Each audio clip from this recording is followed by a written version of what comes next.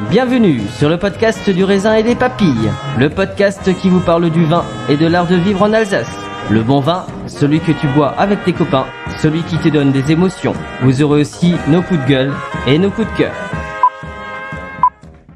Ouh là là. On va faire le trou normand, le calvadis ou les graisses, l'estomac se creuse et il n'y a plus qu'à continuer. Ah bon? Voilà, monsieur. Oui. Mais comment on boit ça?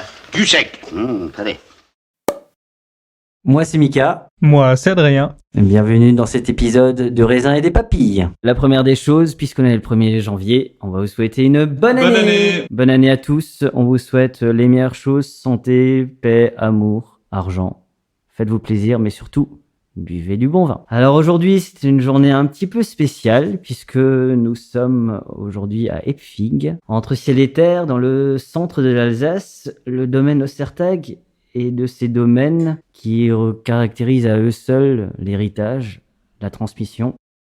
Le domaine Ostertag est au vin ce que Verlaine est à la poésie et ce que Léo Ferré est à la chanson française. Bonjour Arthur. Bonjour à vous. Merci de nous inviter. Merci d'avoir accepté de participer aux épisodes 5 et 6 du Raisin et des Papilles. Je crois que c'est ta première grande interview. Oui, il y avait 180 degrés l'année dernière. On a eu quelques médias sont venus, mais c'est ma première centrée sur moi, on va dire. Alors moi j'ai lu l'article justement de 180 degrés, j'ai trouvé très intéressant. D'ailleurs je l'ai relu, j'ai un peu révisé avant de venir parce que pour moi c'était un grand moment d'avoir le domaine Ostertag. Je t'avoue que c'était dans ma wishlist, c'est comme les enfants quand ils font la lettre du Père Noël, et l'avoir aussitôt pour moi c'est plus un honneur. Alors c'est aussi le premier podcast que je fais et personnellement avec un vigneron que je connais qu'à travers des vins, mais pas personnellement puisque Florian j'ai déjà fait des soirées avec lui, Jean-Yves aussi, donc c'était assez facile. Donc on est tous les deux un peu dans l'inconnu. Ça va bien se passer. Je n'en doute pas. Moi je voudrais, parce que tu as repris, me semble-t-il, en 2018. Ouais, officiellement premier millésime 2018. Ouais. D'accord, mais tu as déjà un passé. Alors tu m'as dit en off que tu étais plus un citadin qu'un rural. Tu as vécu quelques années à Strasbourg. Tu n'as pas gambadé à travers les vignes. Non, ou très peu. Parle-nous de toi. Moi j'aimerais que tu te présentes un petit peu, voilà, qui tu es, quelles sont tes passions. Je crois le Racing Club de Strasbourg en fait partie. C'est même plus une passion, ça coule dans le sang. On va gagner des auditeurs avec ça. C'est ça. Non, mais écoute, moi j'ai 27 ans. En fait, la raison pour laquelle je suis citadin, c'est que mon père a très rapidement eu le besoin de partir s'oxygéner l'esprit, et l'idée de vivre sur place au domaine ou vivre dans le village, c'était très étriqué pour lui, trop étriqué. Donc du coup il a vécu pendant plus de 20 ans ou 25 ans à Strasbourg, et du coup moi je suis arrivé, je suis né à Strasbourg, donc c'est pour ça que les souvenirs j'ai des souvenirs de vendange, mais si tu veux, c'est des souvenirs de bosser les samedis. J'ai pas le lien au vignoble comme d'autres générations qui ont vu leurs parents au pressoir pendant longtemps. Ou moi, mon père, quand il faisait la route, il arrivait à la maison, c'était un homme, il avait tourné la page, quoi. Donc on parlait pas du boulot. J'ai très peu de souvenirs en fait de mon père en boulot. Si, j'ai 2003 en tête parce que c'était un peu là. On était en vacances et c'était mon anniversaire et il était paniqué parce qu'il s'est rendu compte que les vendanges c'était la semaine prochaine, qu'il fallait rentrer rapidement. Mais toi, sinon j'ai jamais été trop impacté par les histoires ou l'ambiance du travail. D'accord. Et qu'est-ce qui te caractérise à part le vin? Quelles sont tes passions? Les passions, il y en a un paquet. Écoute, moi, je suis, comme t'as dit, je suis un grand fan de foot depuis plus petit. C'est un truc qu'on a partagé avec mon père, et qu'on partage encore. J'aime bien la musique aussi. Même si je suis pas, mon plus grand défaut, c'est que j'ai une mémoire qui est très mauvaise. Donc, les morceaux, les vins, l'art ou les films sont des choses qui m'impactent sur le moment. J'en garde un souvenir au fond de moi, mais je suis incapable de ressortir un nom ou sinon la musique. Et après, je suis un bon vivant. J'ai découvert ça. On avait une bande de potes au lycée qui s'est forgé et on buvait déjà sacrément des canons à l'époque.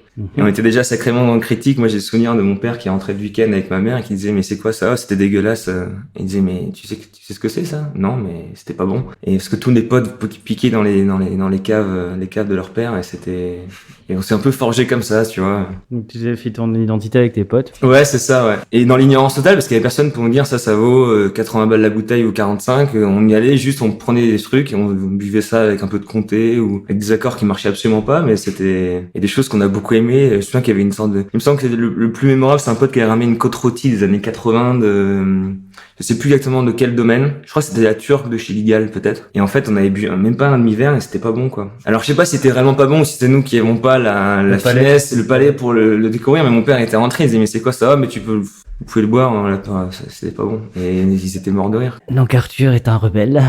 Non.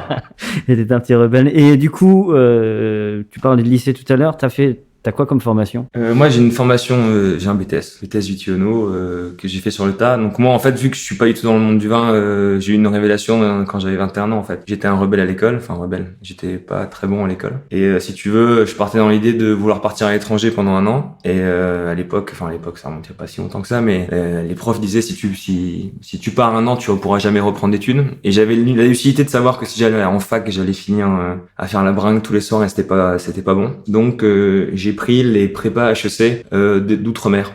Donc j'ai mis Casablanca, Fort-de-France, tous les trucs étaient très loin. Et la veille de valider les vœux, ma mère a chopé la wishlist justement, et je me suis fait déglinguer. Du coup, en fait, j'ai dû revoir mes plans et j'ai pris les prépas les plus mauvaises dans le quart nord-est. Donc entre Lille, Paris, Dijon et Strasbourg. Pardon? C'est pas le même seul. Non, exactement. Et je me suis retrouvé à Troyes. Et du coup, en fait, je suis allé en prépa HEC à Troyes, alors que j'avais pas le niveau. Mes potes, ils se foutaient tous de ma gueule en disant, mais toi, là, qu'est-ce que tu vas faire là-bas? Et en fait, c'était une sacrée claque parce que je me suis retrouvé avec des profs qui étaient vraiment d'un niveau qui était super intéressant. Et je me suis rendu compte que je manquais beaucoup de stimulation. Mais j'avais tellement de lacunes que c'était une catastrophe. Et vu que je voulais pas aller en école de commerce et que les mecs en école de commerce, même si tous mes potes ont fait école de commerce, je trouve qu'ils ont un profil qui est tellement lissé et que ça me plaisait pas du tout. Et c'est là où j'ai dit, maintenant, je suis en année de césure après ma première année. Et là, j'ai fait les vendanges. Donc, c'était en 2012, j'ai fait les vendanges de domaine ici. Et après, je suis parti faire les vendanges en Nouvelle-Zélande dans un domaine dynamique qui s'appelle James Milton Vineyard à Gisborne. Et de là, après, je suis allé à Beaune en BTS Vitiono en alternance que j'ai fait chez Lafon à Meursault. Et voilà, après, j'avais un plan pour bosser en Californie. Mon père m'a dit non, écoute, je suis malade, donc il est temps que tu ramènes ta fougue et que tu foutes le bordel au domaine, parce que souvent les vignerons ont tendance à envoyer leurs enfants loin. Et il dit, je comprends pas ça, parce que du coup, ils se calment quand ils reviennent, ils sont tout calmes, alors que moi, je le veux justement bien énervé et bien pour amener de l'énergie. Voilà. Et du coup, c'est une question qui m'a été soufflée par le podcast Mon Grain en Ivresse, qui voudrait connaître. Alors, je suis en accord avec eux. Comment s'est passée la transition justement avec ton père? Parce que je crois que tu as repris les rênes en 2018, tu as fait quelques cuvées avant. Ouais, alors si tu veux, ça s'est fait un peu progressivement. Moi, je suis arrivé pour les vendanges 2015 où j'ai vraiment juste l'observation en cave en 2015 et moi, je me suis fait une obligation d'être dans les vignes. La vigne, c'est ce qui me parle le plus. Et j'arrive pas à parler de choses que j'ai pas faites. Donc 15, j'ai fait que la vigne pratiquement. J'ai juste regardé un peu de loin la cave. 2016, on a vraiment commencé un peu à vinifier ensemble, mais on discutait. Disons que 2016, la discussion a commencé à avoir lieu. C'était quand même André qui tranchait. Et 2017, on a fait les choses vraiment beaucoup plus à deux. Et 2018, vraiment tout seul. Mais la transmission, écoute, chez nous, elle est plutôt simple parce que on a un domaine assez récent. On a un peu plus de 50 ans d'existence. 66, ouais, ça, 66, 53 ans. Et quand mon père est arrivé au domaine, il avait 24 ans et mon grand-père lui a dit, écoute, c'est très simple, maintenant, je te donne les clés de la cave. Et mon grand-père n'a plus jamais mis les pieds en cave à partir de ce moment-là. Donc, si tu veux, mon père a l'intelligence de se souvenir de l'intelligence de son père à ce moment-là. De se dire qu'au final, la meilleure façon de faire une transition, c'est une transition en confiance et d'accompagnement. C'est-à-dire qu'il y a des choses où on n'est pas forcément d'accord, mais au moins le fait qu'on en discute, ça t'oblige toi à réfléchir et à argumenter sur l'idée où tu veux aller, et ça peut aussi mettre en perspective des choses que t'avais pas forcément vues. Mais tant qu'il y a de la bienveillance et de l'amour, généralement ça se passe plutôt bien. Après, je dis pas que tous les jours sont beaux, mais dans l'ensemble ça fonctionne bien. On dit plutôt. Voilà. Très bien. Parce que en fait, il y a 3 générations. Ouais. Le grand-père, le père, le fils. Ton grand-père, comment il voit ça, cette transition là? Écoute, il aurait les larmes aux yeux. Non, écoute, il est content. Vu que je suis arrivé assez tard, si tu veux, donc moi c'est à 2012 j'ai commencé à m'intéresser à ça, et eux depuis 2009 je leur disais non mais moi je veux pas faire de vin. Et vu que j'ai pas eu de pression de mon père de me dire fais du vin, ils partaient dans l'idée que le domaine allait s'arrêter qu'ils allaient aller à la retraite et qu'ils arrêtaient le domaine. Non, mon grand-père c'est quelqu'un qui a une confiance absolue dans le futur et dans toute chose.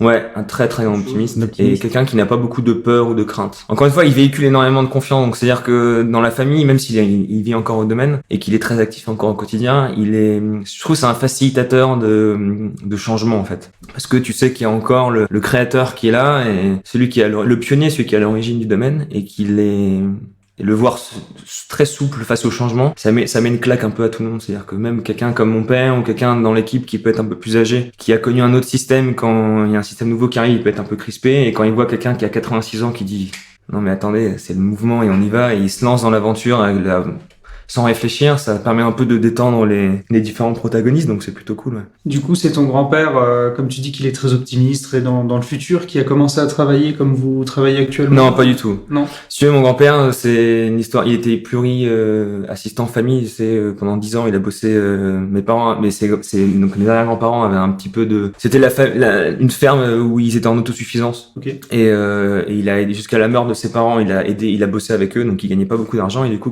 il gagnait pas du tout d'argent, en fait. Et quand ils se sont installés, ils ont acheté la bâtisse où on est, qui appartenait à un vieux maraîcher. Et ils ont vécu pendant de longues années dans un niveau de pauvreté assez importante. Et en fait, lui, il avait un style de vin où c'est pas un artiste. C'est un pionnier, mais c'est pas un artiste. C'est-à-dire on se rend compte maintenant de la charge de travail qu'il faut pour lancer un domaine. Il faut restructurer des vignes, il faut une puissance de travail, une force de conviction qui doit être très forte. Mais c'était pas un artiste. Donc les vins, il les faisait c'était de manière très, très, très classique. Et en fait, lui, il vendait que au comité d'entreprise. Donc tu vois, même dans la manière dont il avait pas une haute estime du vin qu'il faisait. Au début, il était apporteur en raisin, après il a fait sa propre bouteille. Et c'est vraiment mon père qui est arrivé et qui a un profil complètement différent de mon grand-père, qui a commencé à vraiment amener ce côté, tu faisais référence avant à Verlaine, si je me trompe pas, et c'est quelque chose mon père s'est construit là-dedans, dans la poésie, et du coup, il a vraiment eu à cœur de vraiment laisser libre cours à sa créativité et à son côté artiste, qui, je pense, à l'époque, dans les années 80 ou même un peu avant, c'était pas facile d'exister en campagne, je parle. C'est aussi pour ça, je pense qu'il a eu l'appel de la ville assez rapidement. Tu vois, pour la petite anecdote, quand je suis arrivé au domaine, il y a un mec qui est venu me voir et qui me dit, dans les vignes, et qui m'attrape et qui me dit, mais t'es qui, toi? Très courtois, les vignerons entre eux, et je lui dis, bah, écoute, je suis Arthur Ostertag, le fils d'André. Il fait, mais ton père, il est homosexuel. J'ai dit, mais comment c'est, il est homosexuel? C'est quoi cette histoire encore? Il fait, mais il habite à Strasbourg, chez les PD. J'ai dit, ça, c'était l'effet symptomatique de la manière dont étaient vus les gens qui n'habitaient pas sur le village, quoi. Et c'était il y a pas si longtemps que ça, du coup. Ouais, là, c'était tu vois, je suis arrivé en 2015, donc c'était en 2015, ouais. Mm-hmm. Et moi, quand je vois des vues dans le village, qui savent qui je suis, bref, ils me disent, t'habites où? Et pendant longtemps, j'habitais à Strasbourg, ils me disent, mais pas bien, ça, faut vivre ici, hein. C'est comme les Corses, en fait. Ouais, il y a un truc, je sais pas si c'est son Corse, mais. Non, mais c'est comme les Corses. Il y a une ignorance, ces vignerons, il y a ce côté paysan, qui est le sens noble du terme, il y a aussi ce côté culture qui peut être un peu lourde à porter. Et je sais que mon père en a beaucoup souffert à une époque où les mentalités étaient pas si ouvertes que ça, et il a eu besoin de fuir absolument, être quelqu'un de normal. Enfin, la ville, ça permet d'être la personne. On est au milieu de plein de monde et on peut être la personnalité qu'on veut. Je pense que moi je le subis pas parce que j'ai vécu à Strasbourg, mais je pense qu'on vit dans un petit village pendant 15 ans, 20 ans, tout le monde se connaît, quoi. Donc on est déjà un peu catégorisé, on n'arrive pas à avoir cet élan de liberté qui permet de se libérer. Mais quel regard toi tu portes sur l'ascension, parce que André Ostertag, hein, c'est connu, parce que finalement t'es un peu comme certains artistes, je pense notamment au Fils de Long, à l'idée, etc. Et c'est un peu ça qui ont un nom mais doivent se faire un prénom. Certains y arrivent, beaucoup n'y arrivent pas.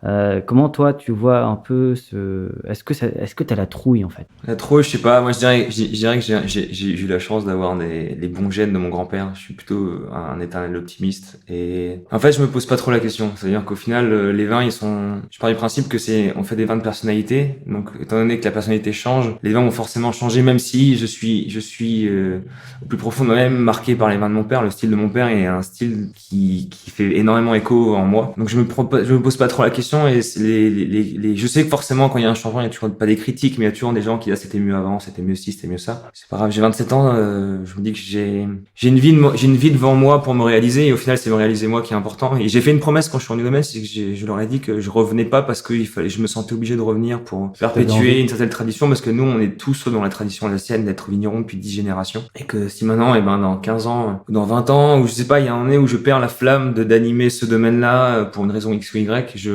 j'espère encore à cette époque-là avoir le recul de me dire que il faut passer ou faire autre chose, quoi. Et quelle vision tu as sur le travail de ton père? Alors, au-delà du fait que c'est justement ton père, ce qui est normal, donc forcément les émotions. Écoute, après, comme dit, la difficulté, c'est que moi, pendant longtemps, mon père, je me rendais pas compte de ce qu'il faisait.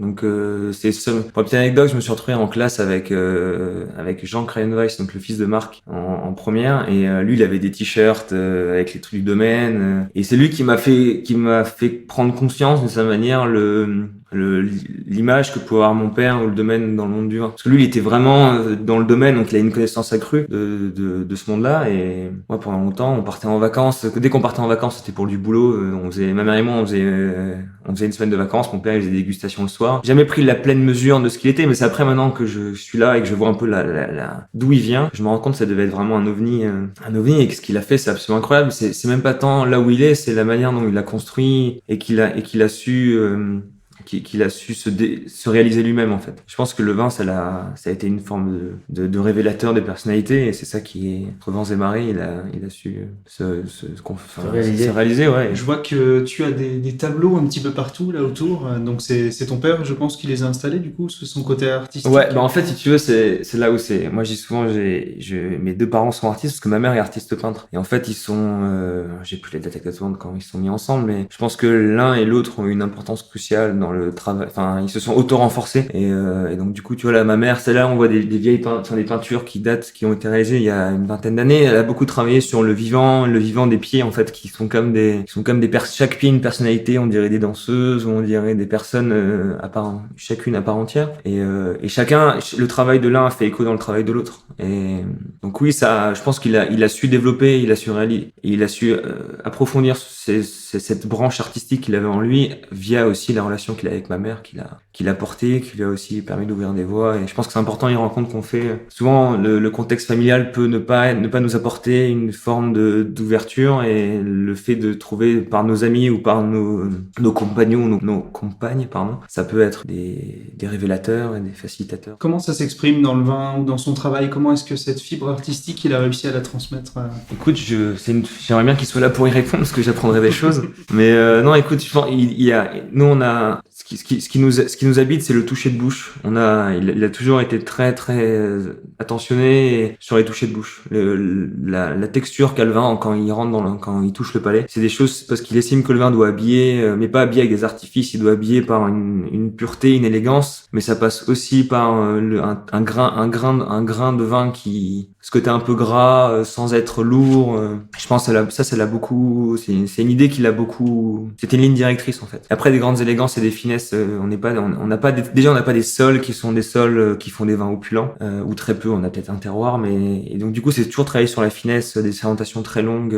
Et il s'est aussi rendu compte assez rapidement que le sucre dans la jeunesse pouvait être un limitateur de finesse. Et donc du coup on a longtemps travaillé sur des équilibres vraiment le plus sec possible. Vu que tu parles un petit peu de terroir, du coup vous êtes sur combien d'hectares? Est-ce que tu peux parler un petit peu des différences? Alors écoute, historiquement on était sur 14 hectares. Les dernières années on a un peu grandi, maintenant on est à 16 hectares. La raison est simple, c'est qu'on a sur les 16 hectares on a 3 hectares de plaine qui sont des sols que pour moi je trouve que c'est pas des sols de vigne. Et du coup là l'objectif c'est d'arriver on a racheté un peu, on a reconsolidé des secteurs où on a fait du remembrement en reprenant les voisins qui partent à la retraite. Et l'idée c'est de revenir d'ici quelques années à un niveau, enfin 14-15 hectares, et du coup en se délestant de vignes qui sont en plaine et qui sont avec les aléas climatiques, on se rend compte que c'est des vignes qui sont extrêmement compliquées à tenir. Et j'oublie la question de base.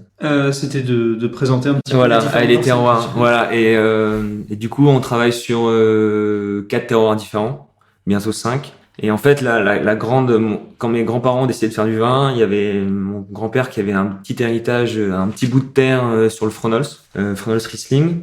Enfin, Fronols qui fait le Fronols Riesling, du coup. Et ma grand-mère qui avait également une petite parcelle de vigne sur le Münchberg Grand Cru. Et du coup, en fait, quand ils ont commencé à se lancer dans le vin, ils ont voulu acheter un petit peu, agrandir. Et à cette époque-là, c'était le mode, c'était la mode des vignes 300 mètres de long, plat, facilement mécanisables. Donc, les vignes qui coûtaient pas cher, c'était les vignes en coteaux. Et à cette époque-là, ils ont pu acheter un grand nombre de vignes sur le Grand Cru Münchberg. Et du coup, en fait, et ça, c'est le poumon, c'est là l'âme du domaine, elle vient de là, c'est qu'on a une chance, c'est que ils ont pu, avec leurs faibles moyens, prendre des vignes qui, en fait, sont dans des terroirs qui sont absolument fantastiques. C'est incroyable, cette marge de l'histoire qui change complètement. C'est pour ça, tu vois, qu'il y a encore des terroirs qui sont pas très connus ou qui méritent d'être plus connus. Là, je pense notamment au vignoble d'Albé, par exemple.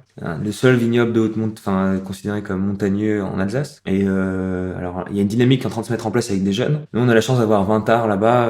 C'est assez compliqué de travailler sur place. Mais je me dis que ce terroir-là, peut-être dans 20 ans, il va se révéler encore davantage. Et du coup, je pense faut toujours venir voir, ne pas oublier de là où on vient et ne pas avoir de mauvaises pensées sur des terroirs qu'on pense être un peu plus en retrait ou un peu moins qualitatif, alors qu'au final, ça peut se révéler avec une bonne génération de vignerons qui arrivent dessus et on arrive à avoir des terroirs qui renaissent de leur cendre ou qui apparaissent.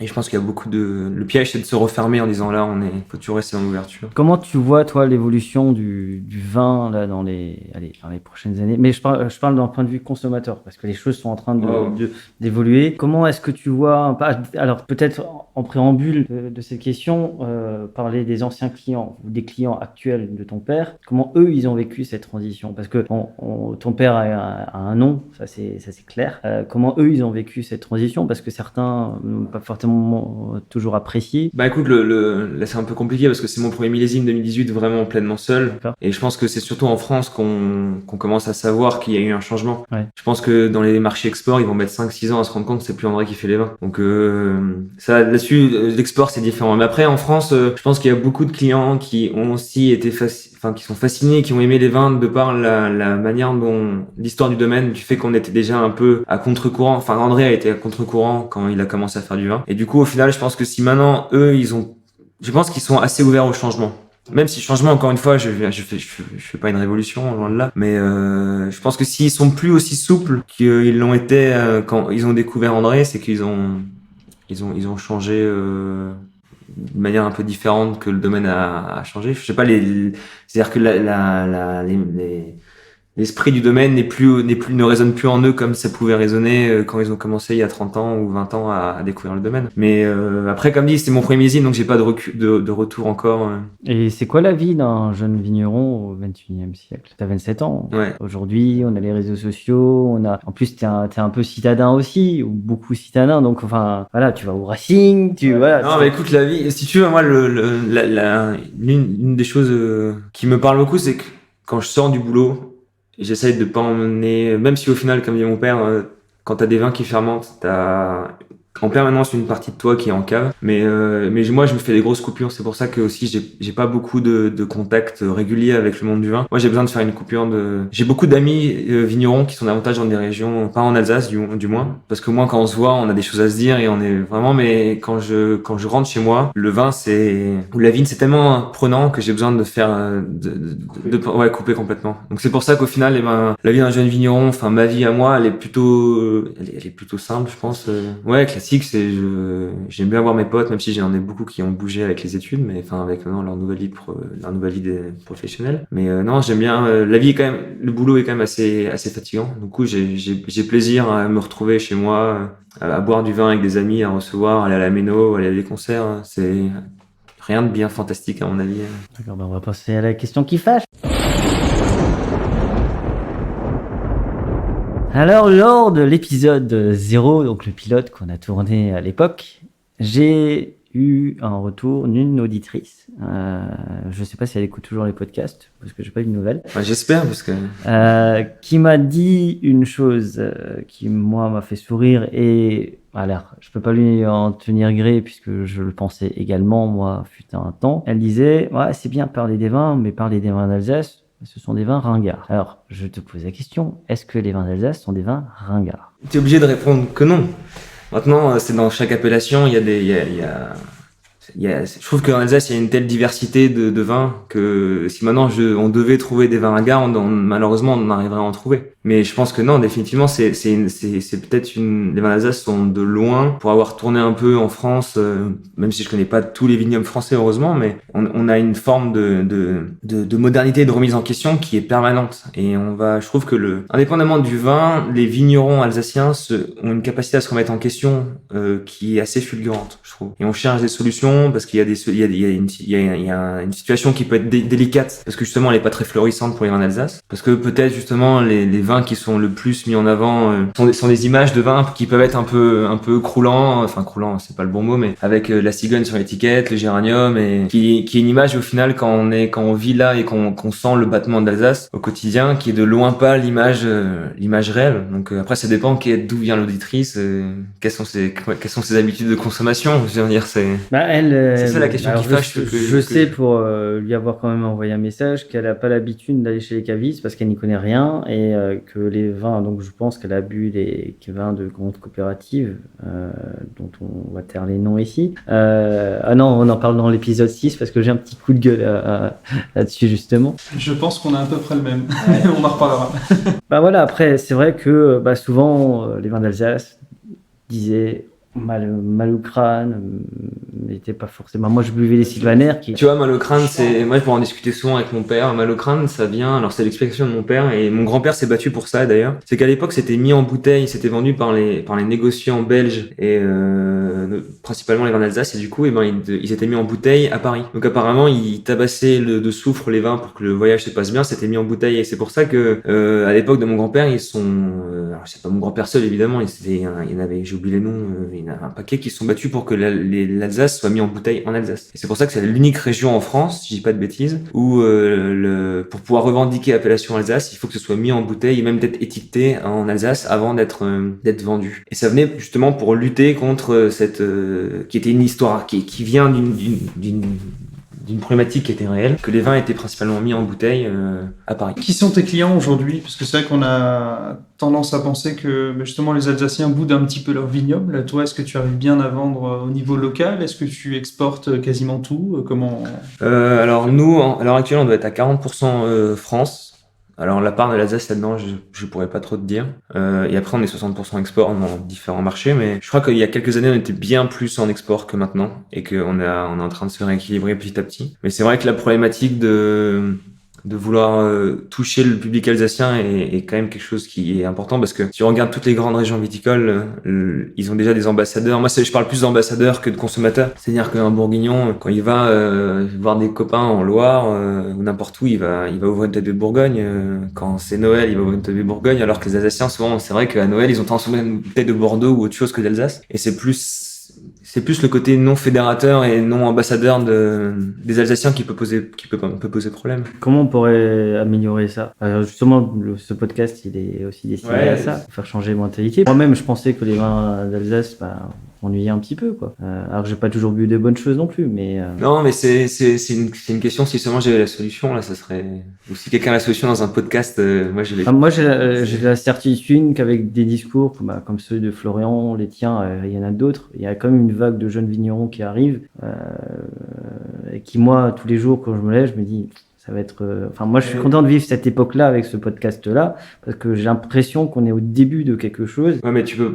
Les vignerons de la génération d'avant ont aussi fait beaucoup pour le vin d'Alsace. C'est-à-dire qu'au final, t'as l'impression que ça va dans le bon sens, mais tu vois, mon père, quand il a commencé, c'était déjà c'était une situation qui était différente. Elle a sacrément évolué, parce qu'il y a plein de vignerons de la génération de mon père qui ont fait des choses super et qui sont porte-étendards d'Alsace. Et du coup là, il y a une autre génération qui arrive et qui va encore pousser plus loin. Est-ce que c'est cette génération-là qui va arriver à faire que ça se révèle complètement ou pas? Je sais pas. Mais je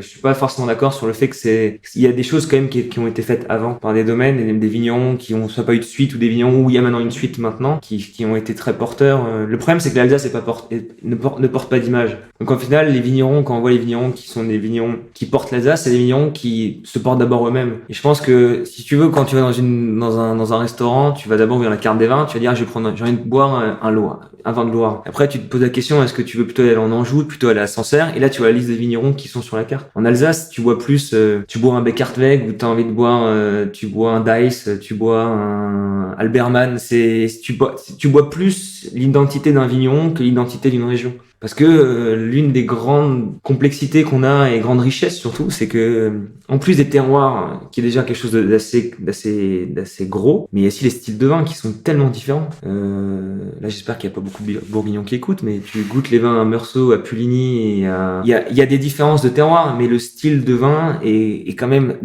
assez semblable. On part pas de tout à rien. Et je pense ça, on n'arrivera jamais à le régler. Et je pense qu'il faut pas le régler parce que le régler, ça veut dire qu'il faut uniformiser une certaine manière la manière de faire. Et ça, je trouve, c'est l'une des choses les plus dommageables à faire. Parce que là, justement, c'est cette richesse-là qu'il faut préserver. Et après, arriver à l'harmoniser, ça, c'est ça où la clé est là.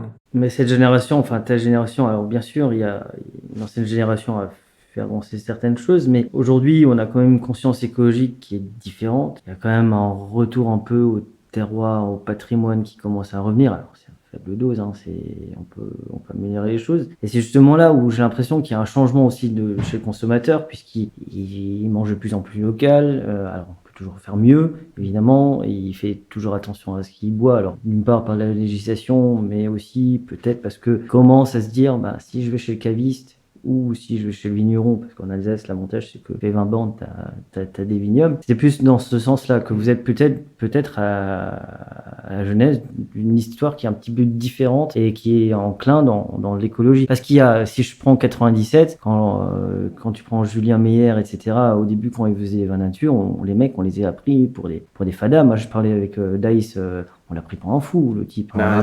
Tous les précurseurs ont été pris pour des fous. Alors qu'aujourd'hui, finalement, ils avaient peut-être raison sur. Mais ils ont ouvert des portes pour les gens qui sont, enfin pour l'Alsace, c'est évident. Mais là où ce qui est intéressant dans ce que tu dis, c'est que je pense que la grande chance de l'Alsace, c'est que les jeunes, notre génération, c'est elle qui va changer la dynamique. Et moi, je suis ravi de voir que les jeunes, je sais pas, de 15 ans à 30 ans, ça boit beaucoup de vin. Et ça, c'est plutôt bon signe. Alors après, chacun, je pense c'est un peu comme la politique, hein, chacun commence un style de vin et tout le monde va commencer avec un vin qui va l'habiter, qui va lui apprendre des choses. Et après, ça, on évolue avec le temps. Donc il y a ceux qui commencent avec un père qui est grand fan de Grand Bordeaux, donc ils vont aimer le vin vers le Bordeaux et peut-être que 5 ans plus tard, ils vont découvrir des choses qui vont leur mettre une claque. Et au final, tout est bon pour commencer sa culture du vin et commencer son chemin initiatique. Et je pense que c'est ça qui est le changement. Tu vois, quand en Allemagne, ils disent qu'ils ont peur parce que les jeunes boivent plus de bière et ils préfèrent boire des vodkas. En France, on a aussi ce phénomène-là, mais moi, quand tu vas à Strasbourg en ce moment, Strasbourg, longtemps, c'était Colmar qui était la capitale du vin, avec tout ce côté traditionnel, historique, moi qui me faisait un peu chiant. Là, tu vas à Strasbourg, mais c'est un vrai plaisir d'aller à Strasbourg. Alors malheureusement, il y a encore 80% des restaurants qui appartiennent à quelques boîtes qui servent le même vin, qui est pas forcément l'image de la modernité alsacienne, mais nombre de bars à vin, de gens qui ouvrent de cavistes, qui ouvrent des choses, et avec des vrais partis pris de vin alsacien, et tu vois que dès que tu y vas, c'est plein, et la moyenne d'âge, elle est quand même comprise entre 30 et 35 ans, et ça, c'est plutôt bon. Je pense que ce qui a aidé justement ça, c'est la métamorphose de la bière, qui a un petit peu démocratisé les bières artisanales, parce que les étudiants se sont dit, tiens, si je prends un happy hour au Café des Sports, ou tiens, c'est quasiment le même prix que Météor, non seulement tu bois moins, tu bois moins, mais mieux, et à côté, tu as une carte de vin, et puis bon, t'as des mecs comme Xavier qui expliquent facilement qu'ils boivent, donc il n'y a pas la peur je connais pas, donc je bois pas, parce que souvent les jeunes, c'est ça. C'est un peu ce que tu fais aussi, toi, Adrien, c'est un peu ta démarche aussi, hein, que Adrien, entre-temps, est devenu PDG.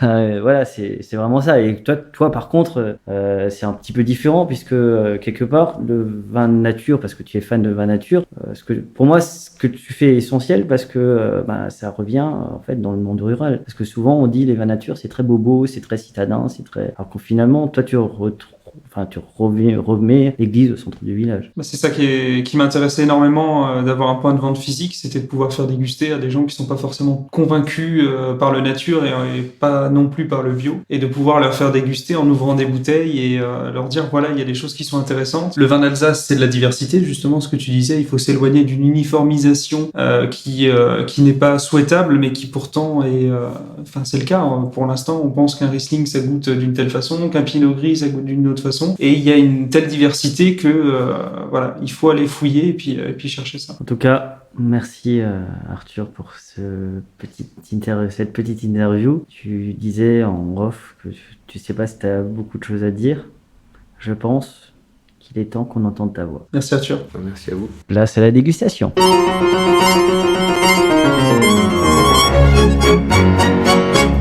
Jetzt trinken wir. Nos verres sont là. Ouais. Un côté bien citronné. Non, mais tu parlais de texture de bouche plus tôt en disant que c'était ce qui vous intéressait. Et moi, c'est vrai que sur l'aromatique, je suis peut-être un petit peu moins porté aussi. Et je trouve que c'est vraiment très ample dès le début de bouche, en fait, pour le Riesling. C'est vraiment très intéressant. Ça prend vraiment toute la place. Il y a une grosse finale aussi. Donc, c'est Il super. est long en bouche, hein. Il est aromatique. Bah là, je l'ai encore, ouais. C'est une fraîcheur, c'est...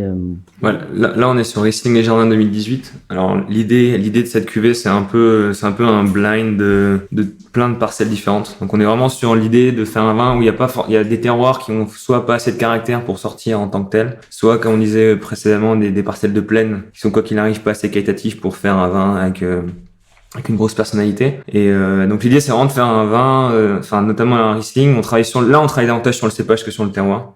Où c'est d'essayer de faire quelque chose de croquant, mais en même temps d'habiller, pas insipide, avec des travails sur fermentation pour amener ce gras, cette structure en bouche, enfin ce toucher de bouche plutôt. Après, millésime 2018, c'est quand même un millésime. Moi, mon père me dit que pour un premier millésime, j'ai commencé avec sûrement le pire, parce qu'il dit il a jamais vu un millésime aussi galère. Donc là, cette année, on a fait beaucoup de déclassements. J'ai fait énormément de déclassements. Donc là, on a du déclassement de Munchberg, de tous les crus. Soit ça a été déclassé à la vendange, parce que on estimait qu'il y avait des rangs qui étaient, on est très précis dans les prélèvements. Dès qu'il y a quelque chose qui nous plaît pas, on déclasse. Et après, ça a aussi un peu été déclassé en cave, parce qu'il fallait ramener une structure, et donc du coup, on a déclassé un petit peu encore. C'est étonnant, parce que c'est la première fois que j'entends quelqu'un dire que 2018, c'est un mauvais millésime. Mauvais millésime, non, mais c'est un millésime où on est quand même sur sur une grande générosité de grappes, et quelque chose de fermenticible qui était un peu délicat. Il y a beaucoup de gens qui sont fait piéger par des volatiles très hautes, des fermentations un peu compliquées. Moi, je suis arrivé un peu à passer entre les gouttes. Il y a quelques cuvées qui en ont un peu souffert. Mais quand tu sors de 17, qui est un millésime d'une concentration et d'un équilibre des acidités qui est phénoménal, et maintenant, ce qu'on disait en off, autant quand ça a été mis en bouteille, c'était compliqué à lire, et là, au printemps, ça s'est révélé, et je pense que ça va être un millésime qui est vraiment un très grand millésime dans les années. Autant en 18, on est sur un équilibre de bouche qui est très très différent, je trouve. Les acidités sont beaucoup plus discrètes, tout en étant présentes. C'est des vins qui sont beaucoup plus gourmands, beaucoup plus faciles à la compréhension. Et donc du coup, c'est juste que c'est un peu perturbant quand tu passes de l'un à l'autre. Ça sera vraiment deux millésimes qui seront très très différents. Donc c'est toujours assez surprenant. Enfin, moi, c'était mon premier millésime, donc c'était aussi un peu surprenant de pas retrouver des marqueurs de 17 qui m'ont construit en 18. Donc du coup, il a fallu complètement remettre en question pour retrouver des marqueurs et des points qui te permettent d'avancer dans la vinification. Et t'as combien de Riesling différents sur ta carte? En cuvée? Oui. Ouais, on a un paquet, on doit être à 7 ou 8. Il y a de quoi dire. Ouais, sur les 16 hectares, on doit être à... On va refaire une dégustation, hein. Ouais. on doit être à 50% de Riesling, nous, en production. Ok. Tu as parlé d'un travail sur les fermentations pour apporter ce côté gras. Qu'est-ce que tu fais justement en fermentation? Déjà, nous, on est en levure indigène complète, sans pied de cuve. Mon père faisait des pieds de cuve. Ça, c'est le principal changement que j'ai fait, c'est que mon père faisait un pied de cuve de ses propres mous, qu'il incorporait quelques jours après. Moi, je veux pas ça pour une raison simple, sans rentrer dans le côté technique, parce que même moi, je le maîtrise pas complètement. Les sucres sont transformés en alcool par une succession de familles de levures. Il y a une famille de levures qui travaille entre 0 degré et 1 degré d'alcool, entre 1 degré d'alcool et 1 degré 5. C'est très grossier ce que je dis, hein. S'il y a des spécialistes, je vais me faire incendier en commentaire. Et du coup, je trouve ça dommage de mettre un pied de cuve qui va déjà arriver avec 5 degrés d'alcool et qui va du coup peut-être empêcher le travail des toutes premières souches de levure. Je trouvais que d'un point de vue complexité, ça pouvait, plus il y a de monde qui y travaille, plus je pense que ça ramène de la complexité. Mais ton père faisait des pieds de cuve parce qu'il avait peur que ça parte pas en fermentation ou c'était quoi? Ben non, mais il a eu par le passé, il a eu des vins qui sont partis vite en sucette sur des fermentations 100% indigènes. Mais moi je pense que là nous on fait notre 20e année de biodynamie. Je pense que quand il a commencé à faire de l'indigène total, enfin complète, il était pas encore tout à fait en bio. Donc je pense que les risques dans la fleur levurienne dans la vigne déjà à l'origine étaient différentes. Donc je pense que moi je prends un peu moins de risques en faisant ça. Mais bon après il faut quand même suivre, il faut quand même être attentif. Et qu'est-ce qu'on mange avec ça? Déjà on le boit ça. Ça c'est. Moi je suis plus un buveur qu'un mangeur. Je le mettrais bien sur des poissons ou pourquoi pas des plats peut-être un peu plus exotiques. Ouais. Sur un petit plat thaïlandais serait plutôt pas mal, moi je trouve. Parce que là t'es dans la jeunesse du Riesling, donc t'as aussi ce côté un peu côté aromatique que nous on n'est pas des grands défenseurs, mais t'as quand même le Riesling est un cépage aromatique. Là tu as dans sa jeunesse, après ça commence un peu il s'en allège dans les années à venir, mais c'est sûr que que sur les poissons ça marche bien. En tout cas, place au deuxième vin.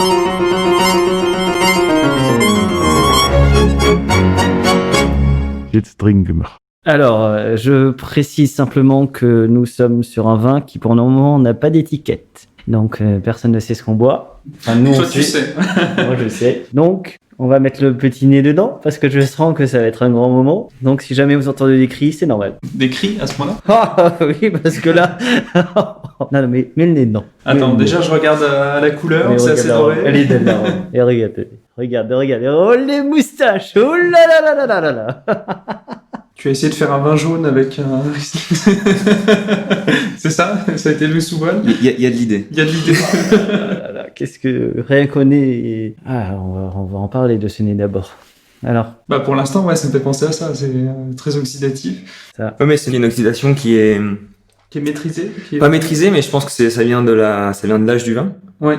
Mais c'est encore très élégant. Ça fait pas de défaut. Non, vraiment pas. Ça fait très... ouvert depuis 14 jours. Ouais, c'est... Mickaël vient de lever un sourcil. Il y a le sourcil qui frétille. C'est ça. Oh, l'extase. Pardon du mot, mais c'est jouissif, là. Ça, c'est de la torture pour les auditeurs, ça. Oh là là, messieurs, dames, franchement, je vous invite vraiment à tester, goûter, à l'aveugle ou pas, au final. Mais qu'est-ce que c'est bon! Ah là, je pars plus sur un vieux vin que sur un vin élevé en oxydation. Il est un peu vieux. Non, parce que pour la petite histoire, en arrivant, nous sommes allés dans la cave. On a vu toutes ces bouteilles qui dormaient bien profondément. On les a un peu réveillées. Puis on a vu Arthur faire l'escalade. J'ai dit fais attention parce que j'avais pas envie qu'il tombe, ça aurait été dommage. J'ai donné de ma personne pour trouver J'ai donné de sa bouteille. personne et il l'a cherché bien en haut. Je connais l'endroit, t'inquiète pas. Mais bon, pour arriver à l'endroit, faut passer plusieurs portes, tu sais. Mais voilà. Bah, Adrien Adrien, il parle pas parce qu'il est timide là, je crois. Ou alors il est amoureux, je sais pas. Bah, sur les vieux vins, c'est vrai que je m'y connais pas forcément trop. Là, on a le côté peut-être un peu pétrolé du Riesling, je trouve. Donc, je partirais plutôt sur un Riesling. Après, sur les millésimes, dès que ça commence à dater de trop, je sais pas. On n'est pas sur 89 parce qu'on n'a pas trop de sucrosité. Je dirais pas. Voilà, je peux t'éliminer 2-3 années comme ça. Après, dire l'année exactement, je saurais pas te dire. Non, déjà, on va pas faire durer trop le suspense à mon avis, sinon ça va être. Déjà, on est sur un Pinot Gris. Ok. On n'est pas sur un Riesling. J'avais envie de montrer les Pinot Gris parce que c'est un grand travail qu'on a fait que mon père a initié au domaine, c'est que nous on fait des Pinot Gris qui sont secs, avec des gros recherches sur les maturités, mais pas les maturités en surmaturité justement. Et là on est sur pour la petite histoire, c'est aussi encore un cheval de bataille de mon père qu'il a fini par gagner, mais on est sur le Münchberg Grand Cru. Ok. Pinot Gris en 2001.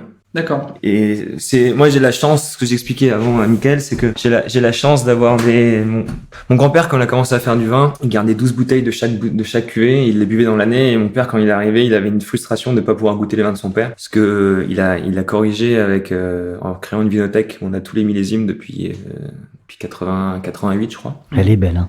Oh là. Et ça permet, moi, dans des moments de questionnement, dans des moments de juste pour comprendre, c'est comme un livre en fait. Même si le vin il évolue et qu'un livre ne bouge pas, mais ça permet d'aller mieux comprendre des terroirs, mieux comprendre des manières de travailler. Et souvent les pinot-gris, moi, quand c'est jeune, j'ai pas du mal, mais je trouve qu'il manque une dimension. Et la dimension, on arrive à la voir quand ça prend un peu d'âge. Et là, on goûte un vin donc qui a 18 ans. Et je trouve que bien que le nez soit évolué, il y a une patine au nez qui s'est mise en place, qui est pour moi très élégante. Ça garde une très grande fraîcheur en bouche. Je trouve pas du tout, ça paraît pas du tout fatigué, ça paraît encore très vivant comme vin. En bouche, ouais, complètement. Et puis le cépage s'efface. Exactement. Ouais, Le cépage s'efface et puis même il y a une longueur en bouche qui est. Ça c'est la folie. Ça c'est la folie du Münchberg. La folie du Münchberg, on est sur un des seuls terroirs volcaniques d'Alsace avec le Ranghen. On est sur un terroir gréseux avec des sédiments volcaniques. Et là en fait on est vraiment sur la crête du Grand Cru avec le basculement avec le Zellberg qui est un autre cru qu'on a. Et en fait la particularité c'est qu'il y a une veine argileuse qui vient du Zellberg qui passe juste en dessous de cette vigne et qui est très propice à la plantation de Pinot Gris. En fait pour la petite histoire, mon père a commencé à faire ce vin et vu que quand il a commencé à faire ce vin, il était en Bourgogne et en fait il trouvait qu'il y avait un air de famille. Alors il dit que le chardonnay et le pinot gris sont cousins. Et vu que le pinot gris n'est pas un cépage aromatique, ou très peu, les Alsaciens, ce que je dis un peu en rigolant, les Alsaciens sont pas très, savent pas trop comment gérer un cépage non aromatique. Du coup, ils le vendent souvent en surmaturité. Donc vu que le pinot gris pour être mûr, on est sûr sur des potentiels d'alcool assez élevés. En le vendangeant en surmaturité, on est contraint de laisser des sucres résiduels parce que sinon ça fait des vins qui sont trop lourds. Donc on arrive à une idée du pinot gris qui est une pinot gris lourd avec de la sucrosité. On sait pas trop où se situer. Et lui, l'idée c'était de le vinifier en barrique bourguignonne, donc en pièces bourguignonnes. Et en fait, pendant des années, il s'est mangé on lui a refusé l'agrément parce que c'était trop boisé. Et ça a été son grand son grand combat, ça a été ça. Et en fait, pour la petite histoire, alors j'espère qu'elle reste cette histoire parce qu'elle est tellement drôle, mais ça se trouve, il me l'a un peu romancé. Il y a le Münchberg, là où le vin vient, là où il y a l'origine du vin, donc sur la commune de Notelten. Et en fait, il y a le Münchberg, qui est un autre grand cru qui se situe à environ 5 km à vol d'oiseau à Eschhofen. Et l'Ienao, ou je sais pas si c'est pas l'Ienao ou le Siva ou l'Ava, enfin qui c'est qui envoie les échantillons pour les dégustations, a envoyé ce vin-là à l'approbation, enfin dégustation de producteurs du Münchberg, qui l'a validé. Donc là, mon père a dit, non, mais attendez, on va arrêter un instant. Pourquoi est-ce que là, on m'accepte le vin et on me dit pas qu'il y a un défaut de bois? Et pourquoi est-ce que ici, on me dit qu'il y a un défaut de bois, donc il faudra arrêter un peu les conneries? Et depuis ce moment-là, il est arrivé à mettre Grand Cru sur l'étiquette. Mais vu que ça fait déjà depuis des années qu'il le faisait, c'est un vin qui est connu sous A360P, qui est un peu le code, qui est en fait les coordonnées cadastrales de la parcelle. Ok. Voilà pour la petite histoire qui Mais le bois ne se sent pas du tout, là. Non, exactement. S'il est plus présent quand il est jeune, du coup, Nous, de manière générale, les fûts qu'on utilise sont des fûts qui sont très vivants. Là, les fûts les plus récents, ça doit être 2014, par exemple. D'accord. Et les plus vieux, j'en ai de 98 encore en cave. C'est présence de bois sur les Pinot Gris encore. Les 2 premières années, ici, il y a des petites traces. Ou sur le rouge, on la goûte après. Ça me dérange pas trop tant que c'est pas trop présent. C'est juste, on sent pour les dégustateurs les plus précis qu'on le ressente, ça me va. Mais si c'est pas du tout un argument commercial, loin de là. Pour moi, c'est juste un outil qui permet d'amener le vin vers une direction différente. Et il faut juste que ce soit un support qui l'emmène. Et après, il faut complètement qu'il s'efface pour laisser pleinement le vin s'exprimer. Et toi, c'était goût aussi. Tout à l'heure, t'as parlé un peu de Bourgogne, que tu trouvais que ça se ressemblait beaucoup. Enfin, ouais. C'est Chardonnay avec un typé boisé. C'est ça. Très très fort. Et moi, il y a des dans ma construction gustative, j'ai beaucoup de références en Bourgogne. J'ai en mémoire des vins très beurrés avec des jolies réductions sur le toasté.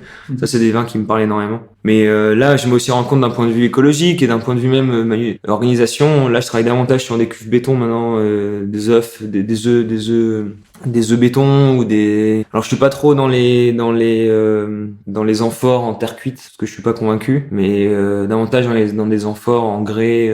C'est davantage vers là que je me dirige pour trouver une autre solution que l'utilisation de bois que j'ai envie un peu de diminuer quand même. Amphore en grès, t'as quand même un échange d'oxygène. Très peu, ouais. beaucoup moins que sur les terres cuites, ouais. C'est pour ça que ça m'intéresse parce que terre cuite c'est quand même en termes d'organisation de suivi, il faut être encore beaucoup plus précis. Et je sais pas, ça me parle pas trop. trop. Il y a des choses qui me. Là, le problème, c'est que j'ai trouvé un fournisseur, enfin un vendeur qui me vend, mais le grès vient de Chine en fait. Et du coup, parce qu'en fait, la Chine a des très grandes carrières de grès. Ils font toute leur poterie avec, et c'est très connu. Mais je comprends pas l'utilité de faire venir du grès de Chine. Donc là, je l'ai fait. C'est seulement après l'avoir acheté cet amphore là que je me suis. Après, je sais qu'amphore, c'est pas forcément un terme qui est un peu galvaudé. C'est déjà. Voilà, je m'excuse aussi d'avance, j'ai pas le champ lexical de la précision. Mais voilà, donc c'est pareil, ça c'est un fournisseur que j'ai décidé de plus prendre, et j'essaie de retrouver en Espagne apparemment, ou en Italie, il y a des producteurs un peu plus locaux, même si c'est pas locaux en Alsace. Mais... En Grèce. En Grèce. Il y a personne en Alsace qui fait des choses comme ça. Pas que je sache, j'aimerais bien. Donc nous lançons un appel, si quelqu'un fait des jarres en grès, merci de nous contacter. Ce serait génial, ouais. Parce que on a un petit jeune vigneron là qui en veut. À mon avis, je suis pas le seul, il y en a beaucoup qui devraient être intéressés. Ouais. Bah, quand on voit les amphores, j'ai été visiter du coup quelqu'un qui faisait les amphores en terre cuite, mais du côté de Carcassonne. Okay. La demande, elle a décuplé en quelques années, ouais, forcément. Donc il y aurait de la demande là-dessus. Donc, tu peux le mettre en relation avec. Vu que ça m'intéresse. Ah, c'est terre cuite, oui, terre cuite, voilà. Terre cuite, non. Après, c'est toujours pareil, hein, c'est comme les bouchons. On voit la qualité des bouchons, c'est quand même a grandement diminué parce qu'il y a une demande accrue de la consommation mondiale. La demande mondiale a augmenté. Le bois, c'est pareil. Je pense que les fûts que mon père achetait il y a 20 ans ou que les Bourguignons achètent sont pas la même qualité que les fûts maintenant. Et tu penses qu'un jour tu vas enlever les bouchons et mettre des bouchons Non. Ça c'est un truc que je suis pas prêt de. J'ai beaucoup de collègues et vignerons amis qui le font, et c'est quand je leur demande les arguments pour lesquels ils le font, c'est des arguments qui ne me. J'ai jamais eu quelqu'un qui m'a pu expliquer que le diam ou qu'une capsule, une capsule en verre, il y a quand même du résidu, il y a quand même un bout en plastique qui pour rendre hermétique, c'est quand même un dérivé du pétrole. J'ai pas trouvé quelque chose de plus naturel que le liège. Le problème du liège, c'est que la demande mondiale a tellement augmenté que la manière de gérer les forêts complètement catastrophiques, c'est-à-dire que les lièges des forêts de chênes, c'était au Portugal ou dans le coin de Perpignan, c'était des chênes très spécifiques, mais avec une croissance beaucoup plus lente, donc d'un point de vue économique, ils n'arrivaient pas à faire, donc ils ont remplacé ça par une variété qui pousse beaucoup plus vite. C'est comme tout, on est tellement loin dans une direction que maintenant tout le monde commence un peu à se poser des questions de comment revenir à des choses, et donc du coup il faut payer le prix maintenant. Par contre, le prix a augmenté et du coup il y a des différences assez accrues. Mais moi je trouve qu'un vin, quand je bois un vin comme on le boit un vin de 2001, je m'attends à avoir un vin qui a une histoire, qui a poursuivi son chemin. Si c'est pour mettre un diam et que le vin il est pas bougé ou très peu pendant 18 ans, moi je trouve ça dommage parce qu'il y a des histoires qui se racontent. Et là d'une certaine manière, je pourrais aller chercher le cahier de vinif de mon père de 2001, j'aurais toute l'ADN du vin, avec le rendement, avec le jour où ça a été récolté, en jour fruit ou autre, s'il y a eu beaucoup de filtration, pas beaucoup de filtration. Et ça me permet d'apprendre quelque chose, de voir un peu l'évolution. Au niveau de la saisonnalité dans les vignes, tu as aussi un cahier comme ça qui te dit bah tiens là il y a eu une forte pluie en avril. Oui, on a vraiment des suivis qui sont grands. Ouais.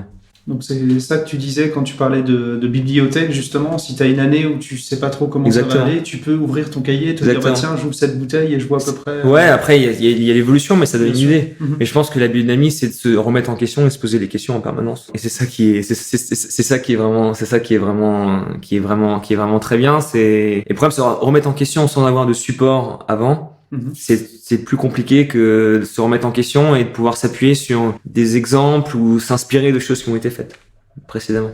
Ce sont sur ces belles paroles que nous allons finir l'épisode numéro 1. Moi, j'ai juste une chose à dire. En fait, ce sera une chanson. On parlait de Verlaine tout à l'heure, mais j'ai cité un autre artiste. J'ai cité Léo Ferré. Je trouve que un vin de 2001 avec l'histoire de ton domaine, je trouve que avec le temps, marche bien avec ton domaine. On se retrouve pour le prochain épisode. Merci. Merci Arthur. À plus tard. N'oubliez pas de partager et de liker cet épisode. Nous serons diffusés sur Spotify, Deezer, SoundCloud, YouTube. Si vous avez iTunes, mettez 5 étoiles et un commentaire. Enfin, le vin reste de l'alcool. Buvez modérément, partagez ce breuvage entre vous, mais surtout, ne mettez pas votre vie en danger.